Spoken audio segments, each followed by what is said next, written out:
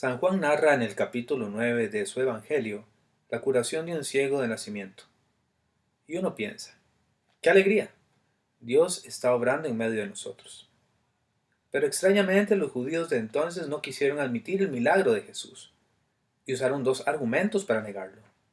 Uno, ¿estamos seguros de que el curado, entre comillas, había sido ciego realmente?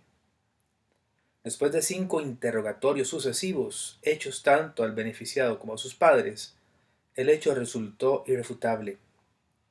2. No creían posible que Jesús pudiera obrar milagros. Dijeron, ese hombre no viene de Dios, porque no guarda el sábado. Pero lo cierto es que jamás se había oído decir que alguien abriera los ojos de un ciego de nacimiento. Si ese no viniera de Dios, no tendría ningún poder. Era pues evidente que Jesús había obrado un milagro portentoso. Los judíos de entonces no querían admitir el milagro de Jesús porque aceptar esa evidencia les hubiera obligado a creer en Jesús. Y eso es precisamente lo que no querían hacer. Por extraño que parezca, negar lo evidente es también un rasgo de muchos de nuestros contemporáneos. Muchas personas hoy, como los judíos de ayer, buscan posibles contradicciones en la Biblia y en la enseñanza de Jesús, o en la vida de su iglesia, con tal de no tener una excusa para no creer y no cambiar. Pero las enseñanzas de Jesús son suficientemente claras. Ya San Pablo escribió, pues, habiendo conocido a Dios, no lo glorificaron como Dios, ni le dieron gracias. Todo lo contrario, se ofuscaron en sus razonamientos, de tal modo que su corazón insensato quedó envuelto en tinieblas. Veamos algunos ejemplos contemporáneos de negación de la evidencia. La evidencia de que no me he dado la vida a mí mismo, sino que la he recibido.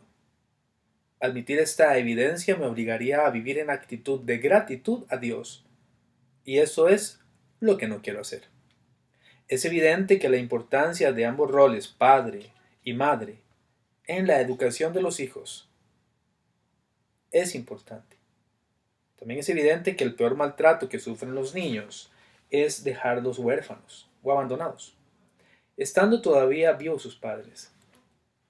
Es evidente, por último, que si los padres educaran a sus hijos como debe ser, habría menos delincuentes.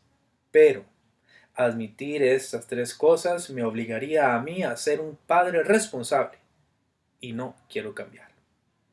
Es evidente que si la familia se descompone, la sociedad se descompone. Es lo que está ocurriendo. Pero reconocerlo obligaría al gobierno a proteger la familia y me obligaría a recomponer mi propia familia, y nadie está dispuesto a hacerlo.